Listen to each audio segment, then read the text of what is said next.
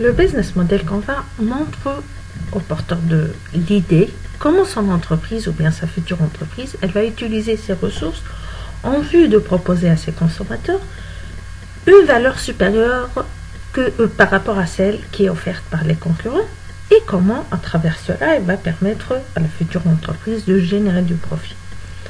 Ça doit donc tourner autour de la définition de la proposition de la valeur, à qui cette proposition de valeur est destinée, qui va payer, comment et à quelle fréquence.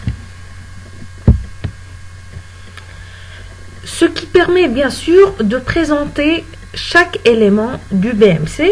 Et là, nous allons commencer par un élément qui est très important, qui est la segmentation client. La segmentation client consiste à déterminer pour chaque produit ou service quels sont les segments clients qui sont visés.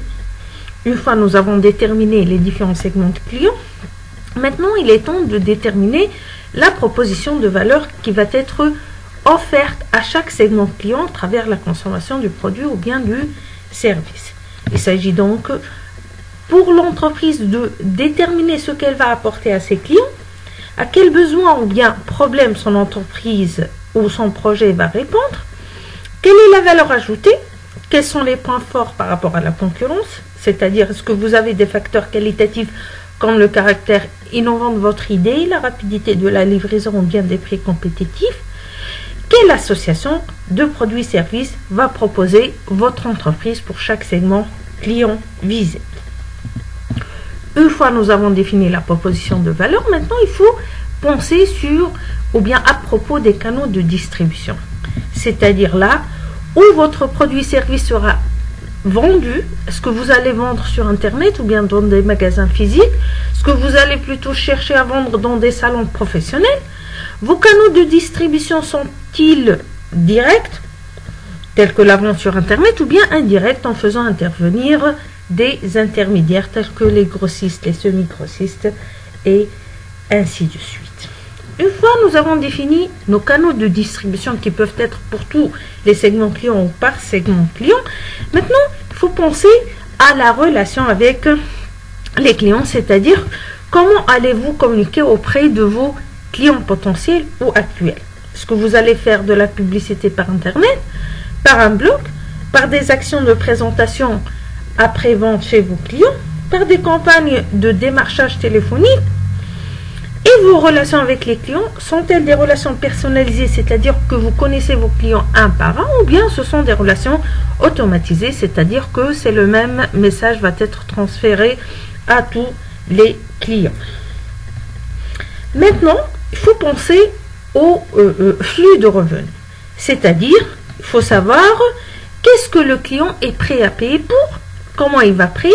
Est-ce que vos revenus vont être transactionnels, c'est-à-dire suite à chaque transaction, le client paye de l'argent, ou bien récurrent, c'est-à-dire que, par exemple, on a un abonnement mensuel, trimestriel, hebdomadaire, annuel, etc. Une fois défini le flux de revenus, maintenant il faut penser à vos ressources. Pour la création de votre produit, quelles sont les ressources, les principales ressources dont vous avez besoin? Bien sûr, parler de ressources, cela touche l'aspect humain, financier, matériel, donc tout type de ressources dont vous aurez besoin pour la création de votre produit et sa mise en vente ou bien sa mise à la disposition de votre consommateur. Ces différentes ressources, bien sûr, doivent être organisées de manière à permettre au produit d'être produit et d'être véhiculé auprès du consommateur, ce qui nous pousse à penser sur nos activités clés. Donc les activités clés, c'est-à-dire notre modèle économique, un modèle économique, c'est-à-dire la manière avec laquelle l'entreprise elle va fonctionner en vue de produire, de vendre et de générer des profits.